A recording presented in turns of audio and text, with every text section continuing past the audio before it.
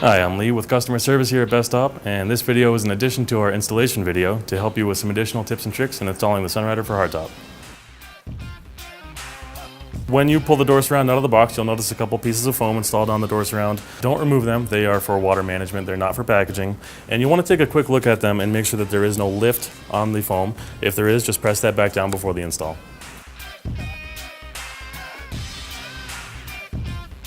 If you need to order a door surround, use the part number that's in the installation guide, not the part number that's on the door surround itself. When it comes time to putting the door surround on the Jeep, there's a couple things you want to pay attention to. We're going to start up top and roll the door surround down in so that the mucket doesn't get folded underneath the foam. Also, pay attention to the straps if you have a grab handle, that way they're not interfering with the alignment of the door surround.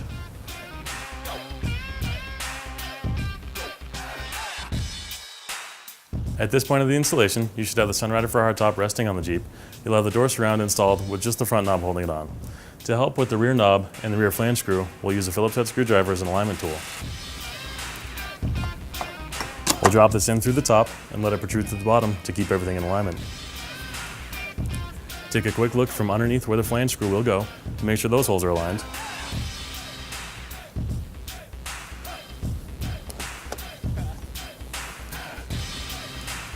And if necessary, just pull a bit on the door surround or on the Sunrider for hardtop assembly.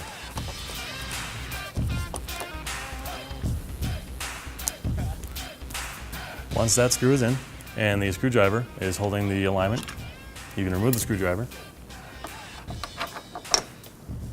drop the knob in from the top, and it should thread nice and easy.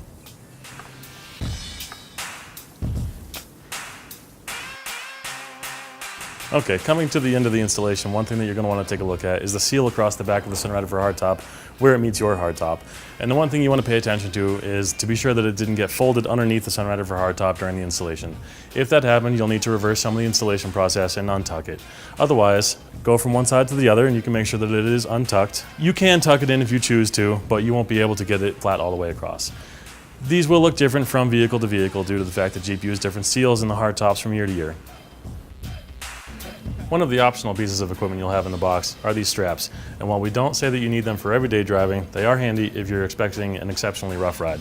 They can be applied to the Sunrider for hardtop here to prevent it from bouncing.